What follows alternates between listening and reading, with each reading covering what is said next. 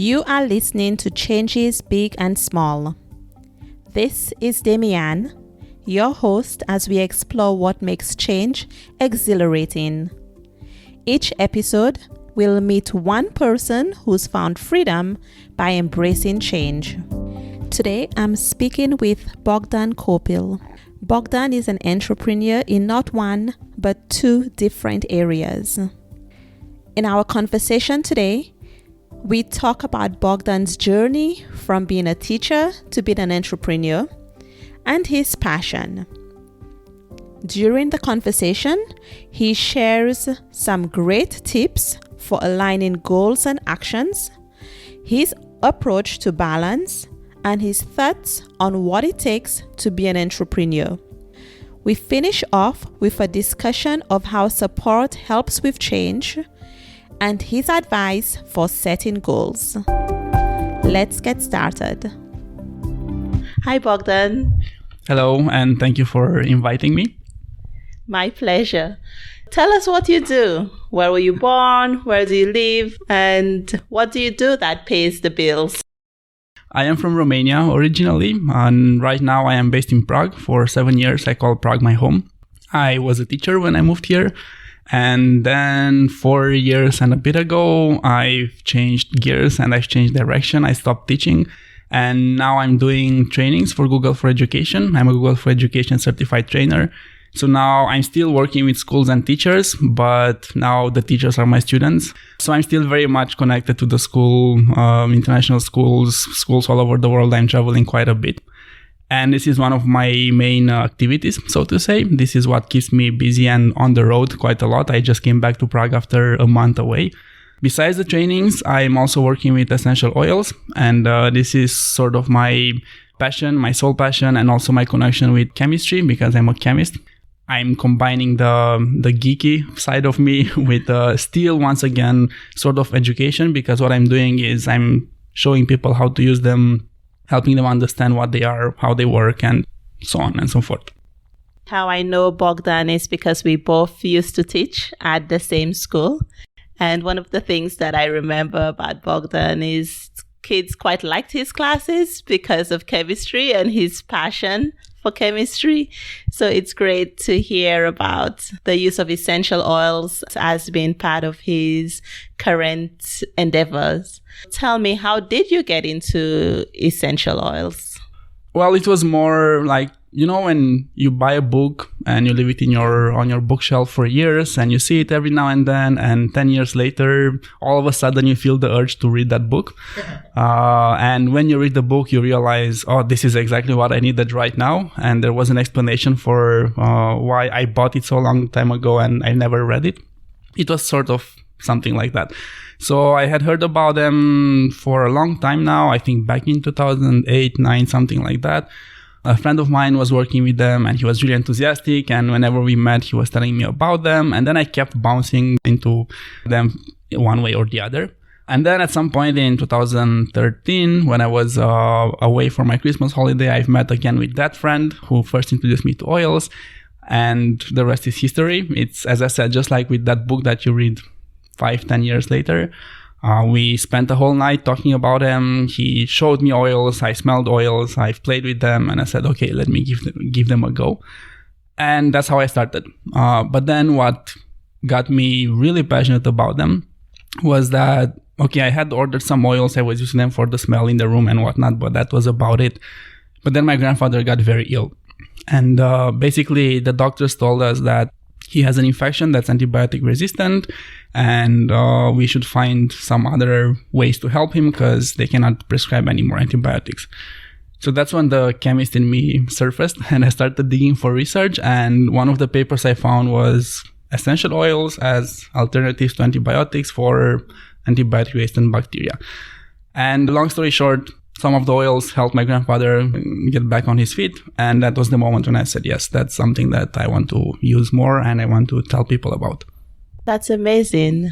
I think that that's true in the universe, that sometimes we don't know why we encounter something at a point in our life. And it may even be that if you had read the book 5 or 10 years ago, it wouldn't have been the right time. Have you had other experiences with serendipity, where a confluence of events leads to an experience that was just what you needed at the moment? Oh yeah, there were lots of such events, and some of them were totally random, but some of them were, as you said, exactly what was needed at the right time. And I have a long list of such events, from going to Paris when I was still a student, without having a hotel booked, without having any accommodation sorted, knowing that I want to reach a concert, and everything just got sorted out flawlessly when I got there, including up to the point where on the flight, when they were serving the meal, they brought some vegetarian meals to my neighbors, and they were like, "We don't want this, we never ordered vegetarian meals." And then I go, "Well, I could have it because I'm vegetarian, but I didn't order a vegetarian meal back then." And it was so funny because they had 3 vegetarian meals, which were mistakenly ordered, and there were 3 of us, all of us vegetarian. So up to this kind of details, when everything, as you said, serendipity, or just things aligning perfectly. And there were lots of moments. What were you doing before you came to Prague? What was going on then? So I was still teaching. I was teaching at an international school in Bucharest, and I was planning to actually, as you said, make a change and to stop teaching in the classroom and start having my own workshops, like fun science workshops and things like that for kids. So sort of like an after-school activity or weekend activity or summer camps and things like that. So I was still very much passionate about the idea of teaching, or let me rephrase that, not teaching, but learning, because I'm a big fan of self-directed learning. And I was also working, as a parenthesis, with the Alternative University in Bucharest, who developed a whole self-directed learning model. So that was something that I was trying to combine with my passion for chemistry and my passion for education.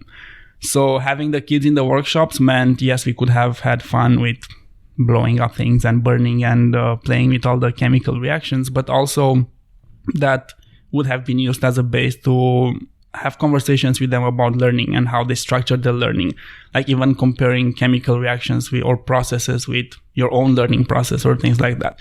So that was sort of my, I don't know if I should call it hidden agenda or one of my end goals as well. What would you say is the biggest change that you've made in your life? Definitely coming to Prague was one of the big changes, or the biggest changes, because I had to change almost overnight, basically almost everything. I had 3 weeks to decide and to move, and in those 3 weeks I was away for a summer camp for 1 week in the mountains without phone signals. But I would say the bigger change was related to me leaving my hometown when I was 14 years old. I was passionate about chemistry, so really geeky. And in Romania, we have what we call the Olympiads for different subjects. So you go for a competition within your school, and then within your city, and then within your district, and then at the national level. And I had gotten the first prize on the national level for the chemistry Olympiad. So then I received a scholarship from a private high school in Bucharest. That meant I would have to move from home, which was 12-13 hours away by train. And I'm saying that this was the biggest change because I was mama's boy. So I hadn't really left home till that age. I was away for 1 week for a volleyball camp and several days with school trips, but that was it.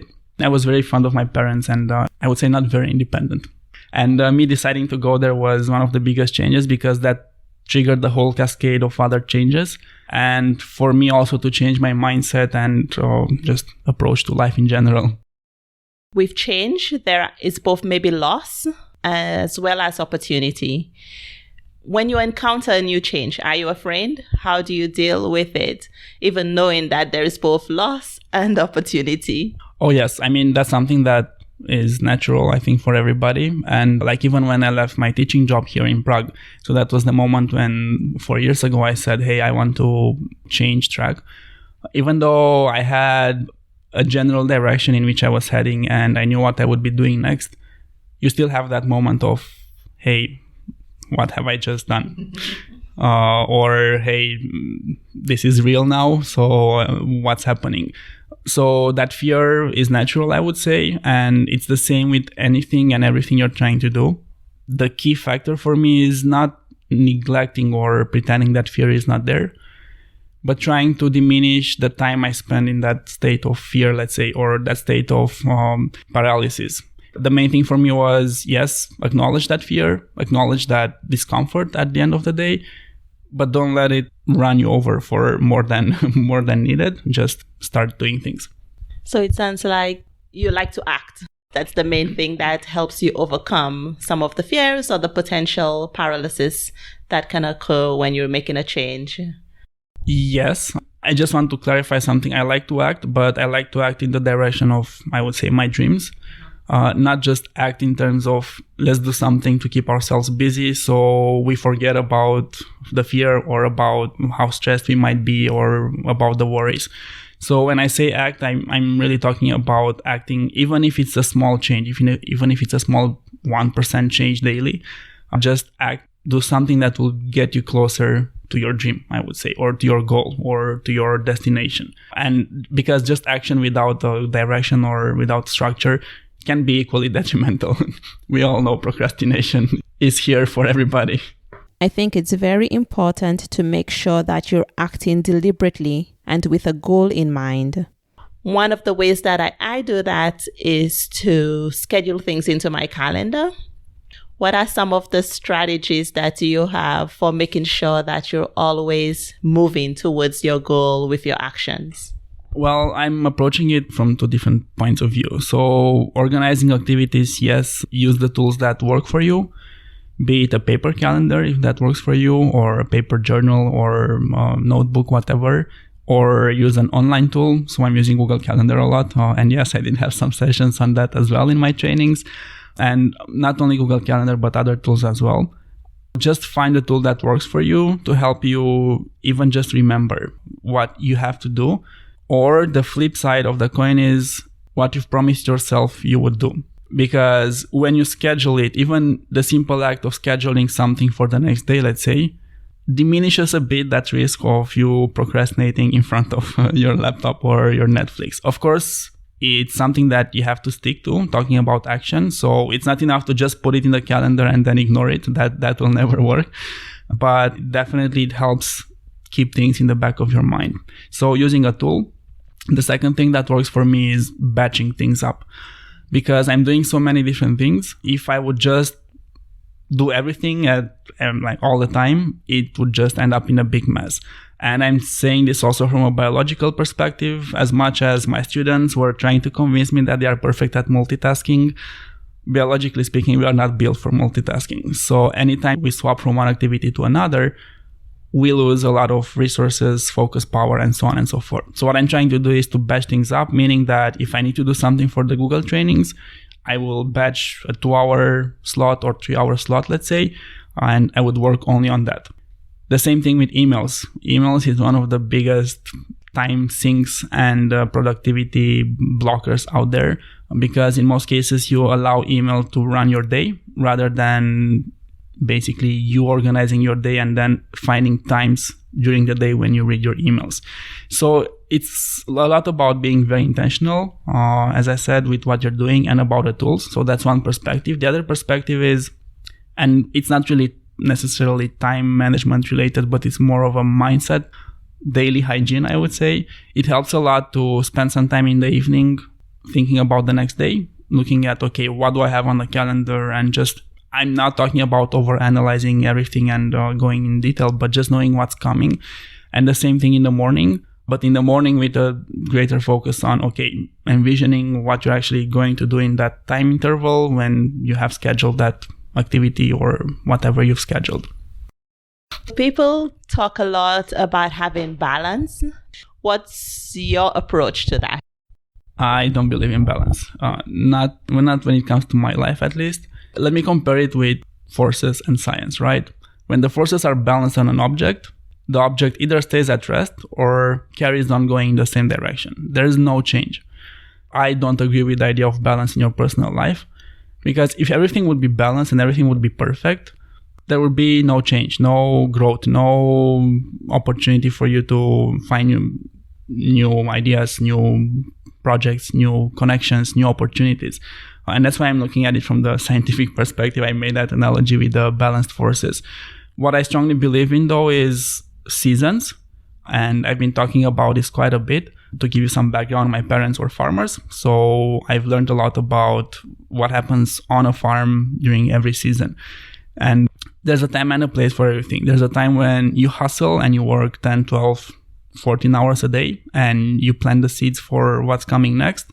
And then you tend your crops and then you harvest. And then there's a time for rest.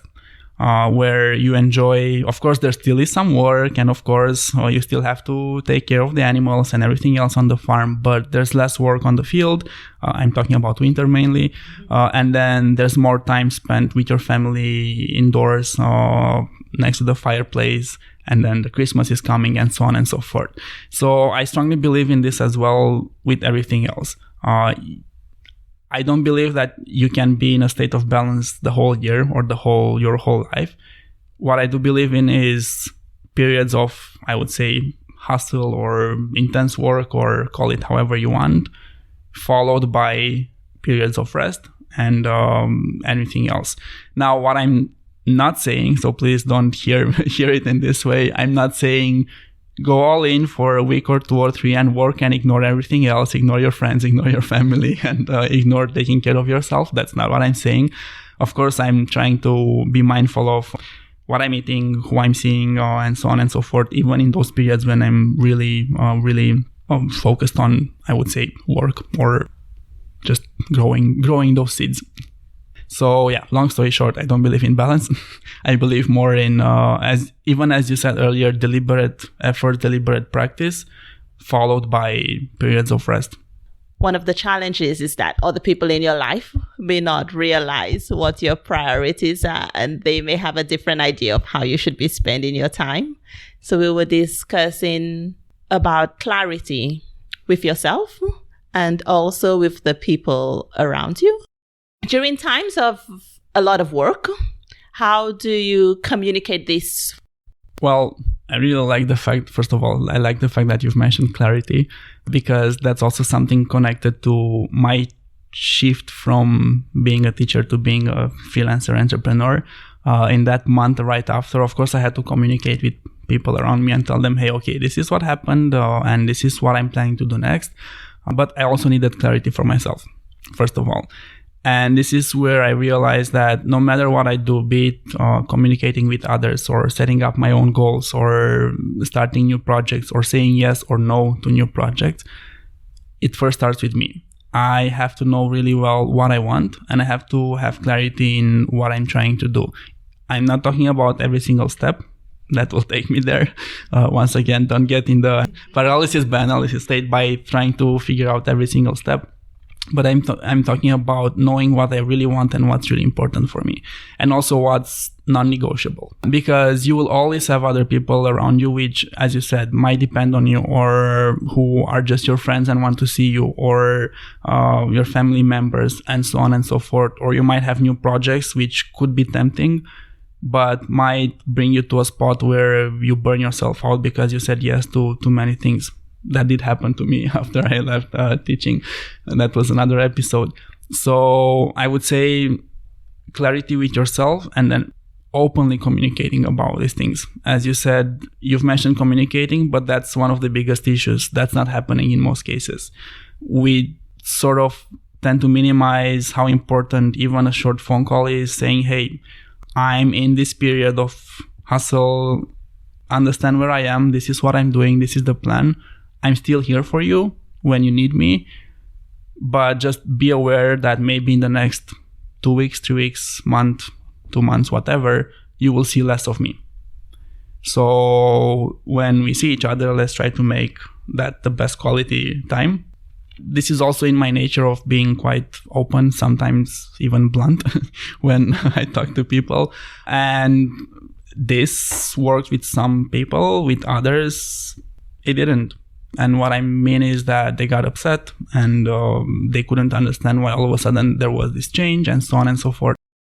I've heard several people say that when you're an entrepreneur, especially starting out, you tend to say yes to everything. And you mentioned that you did experience some burnout because of that. Would you like to share more about that? just know yourself well enough so you find mechanisms that help you avoid this kind of risks or dangers to just get stuck in the work and just forget about everything else. So that's why I'm saying it's all about exploring yourself as well and your limits and knowing where you're going, but also setting up mechanisms that would help you avoid getting trapped. Now, in terms of the burnout episode or what happened there, as I said, after I left school, all of a sudden I had all of this time and I had big dreams and I wanted to create so many things. And it was one of those cases when an opportunity comes your way and you have to decide what happens. Do I take it or do I not take it? I was mentioning earlier the Alternative University from Bucharest. It's a project that was very dear to my heart. I was actually working with them since 2011 as a volunteer. They needed somebody to join the core team. There was only one issue. This was in Bucharest, and I was still based in Prague. And so I ended up living for almost a year. I was about 40% of my time in Prague, about 40% of my time in Bucharest, and the rest of 20% somewhere else traveling with the Google trainings. And even though both activities were great and I loved working with the Alternative University, I loved doing the Google trainings, and on top of that I was also working with the oils, at some point it just became too much. Everything put together, traveling, having rents into countries, doing all of this work in different projects, always going over time with what I was doing for the Alternative University. And obviously I ended up slightly burnt out after that academic year. And that's when I also got to a point where I had to make a big change again. And I left the team before the end of my agreed year. So I was supposed to be there for a full year, and I actually had left a bit earlier. The story is a bit longer. It wasn't only me, it was also what else was happening around in the project. But that was one of my key lessons. It's great giving back, because for me this wasn't really an income generating activity. Rather, I was spending money out of my pocket to be there, just because I had to take in the flights and the rent and everything else. It wasn't volunteering either, so it was somewhere in between. But I started from the idea that I want to give back, I want to help out, and now that I have all of this time, I could do that.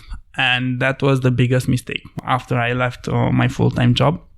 I would say just because I ended up burnt out, and it took me a while to realize that in order for me to help others and give back, I have to be first in a place where I'm settled, everything is okay with myself, and I'm okay with my mindset, with my finances, with my health, with everything else.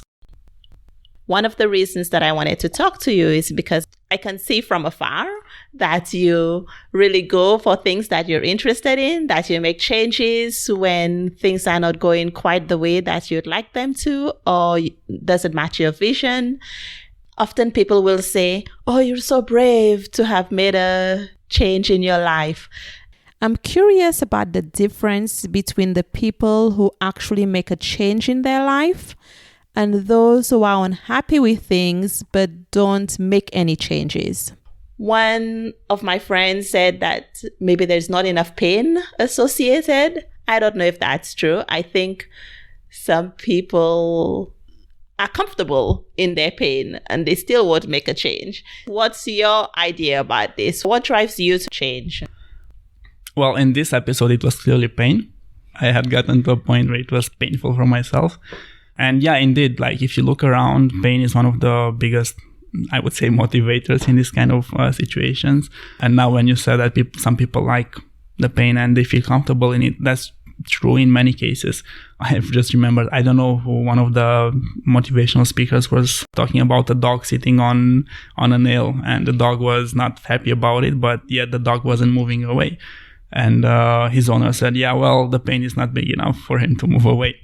So I think it's a very similar situation with also what we are doing, because you tend to get comfortable in your job or I'm not talking only about jobs, but in general, in any situation you might be. And change brings with it lots of things you have to cope with. And that's something that you should be aware of, like changing jobs, changing cities, changing countries, changing whatever. That will inevitably bring lots of challenges. So I do think that pain is one of the issues. Pain in terms of people being comfortable in their pain or in their discomfort. But the other thing is, in many cases, you're not even aware of that pain or that discomfort because it became such a normal thing or such a routine for you that you're not even aware of it. So I would say that the level above would be awareness, just being aware of what's happening in your life and knowing what's right for you. And this takes a lot of work with yourself, first of all, be it whatever, personal development, mindfulness, meditation, yoga, religion, whatever is your method of choice or whatever works for you. I think this is where you should start. I know myself quite well because I've been working on all of these things. I was trying to find where are my limits and what are my core values and where do I stand. So what I'm saying is know your limits and know how you react to things and where you stand so you find workarounds if that's the case. The other thing is quite a lot of people approach me after I started this journey of entrepreneurship, freelancing, and so on and so forth. And they were like, oh, I want to do that as well. And with few of them, when I sat down and I had conversations and I started telling them like, hey, what you're trying to do compared to what you're doing at your job means this. You'll have to find your customers. You'll have to manage your time. You'll have to market yourself. You'll have to do the sales. You'll have to do this and this and this and this. And they were like, oh, but I don't want to do that because I'm not good at it. Like, you have two options. You either get good at it, you learn how to do it, or you work with somebody else who helps you in those fields where you're not excelling or just that's not your field. And I'm like, oh, but I don't want to do that. It's so much work. And that's the next thing, the work. It is a lot of work. And that's something that you might not anticipate or you might not just realize how much work it can be, especially at the beginning, until you get some systems in place and until you find your rhythm and until you find the tools that you need to help you save time. So pain, awareness, work, and bravery, I would say, which is not bravery for me, but just action despite the fear. Actually, it connects to the next question. What would your advice be for somebody who feels stuck and who's not sure how to get out of that situation? You've mentioned some of the things that people need to consider, especially about clarity, self-awareness, considering how much comfort or discomfort you're willing to put up with. Do you have anything else to add to that? Yes. One thing that helped me a lot was realizing that I'm not alone in this and finding support circles. So actually, before finding support circles, what I would say is audit your circles. Look who's around you and what value are they bringing in your life, and decide if maybe it's the time to shift some circles around. And I'm not talking about cutting ties. I'm just talking about giving more time to those people that are supporting your dream, your vision, your growth, rather than spending it with maybe your friend who only wants to take you out in the club and gossip about your other friend. I'm just giving a silly example, dramatizing a bit here. But I think this is really important, auditing your circles, because one of the reasons people get stuck is, as you said, also in a job, let's say, you tend to end up in the same, spending time in the same circle with the same people who have the same problems and have a similar outlook on life. So it's always helpful to bring in a new perspective, a fresh perspective. And that could mean, let me meet some new people and let me get in touch with people that are successful in the field that I am maybe dreaming of getting into. It's about, once again, finding your priorities and finding what helps you at that given point on your journey. So if you want to become a chef and none of your friends are chefs, of course, it would help you if you'd have somebody that's a chef, either as a friend, or if not, you don't have to find a chef friend, but you can spend time online looking at what chefs are doing, or you can get into a cooking class. Once again, it's one thing that you can do to bring in a fresh perspective into what you're doing. But the other thing is also finding support groups, which could mean mentoring groups or coaching groups or whatnot, and even finding a coach or a mentor that could help you. Now, there's a big difference between coaching and mentoring. So once again, you get to a point where you have to sort of know what you need. But this whole journey can be an exploration as well, because especially when you start, what's mentoring, what's coaching, you might have no idea. And that's the whole point of you trying things out, shifting things in your circles, spending more time, like even when you're online, rather than watching Netflix or binging YouTube. Just find a YouTube channel with information in your field and decide to spend every day half an hour learning those things and then starting to implement them. So once again, it's those 1% small changes. In this case, you're not physically changing your circles, as in you're not bringing a new person, but you are sort of connecting with that YouTube channel creator or whoever is delivering that information. Read books, connect to people, just send emails, find somebody you admire, send them an email and like, hey, I'm really impressed with what you're doing. I'd love to have a chat. What I'm advising you not to do though is to just send that email and not have any idea about what you're expecting from that meeting. So even if your expectation is like, hey, I'm totally stuck and I could do with some advice in terms of what you did to get here, or what you could tell me to get me out of this situation, or I just want to learn as much as possible from you, so maybe you could be my mentor in the future, and so on and so forth. But once again, have an open mind to that as well. I think this is a good ending point. You've been very generous with us in terms of sharing some of your own journey and your advice for people who may be interested in making a change as well. Before we end, do you have any last things that you'd like to share? When you set goals, try to make a difference between short-term and long-term goals. Make the long-term goals the biggest possible goals out there, even though they might seem scary, impossible to achieve, or whatever. It's just like the peak of the mountain you see in the distance. You know it's there, and that keeps you motivated. But don't try to get to the peak overnight or just in 2 hours, because that will get you burnt out. Thank you, Bogdan. You can connect with Bogdan on social media.